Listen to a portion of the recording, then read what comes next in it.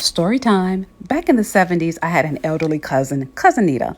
Now, she would have my brother and I help her pull up dandelions so she can cook and eat them. And back then I was thinking, ew.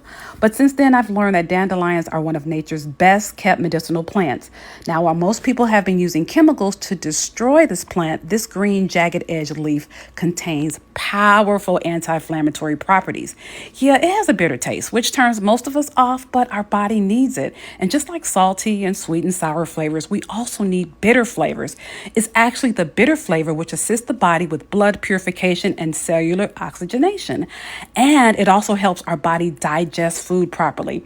Now, you can also use the dandelion root as a tea. You can use the stem, which contains this like milky liquid, but that's just acts as a diuretic, which simply means it helps the body eliminate fluid and toxins through urine. And it also increases the amount of fiber in the body. Now, you can also use the leaves fresh. You can boil them or use the dried leaves as a tea. And the flower, guess what, is edible. Yes. And today I'm just going to use a few leaves in my salad, which I'll eat 10 minutes before my meal to aid digestion.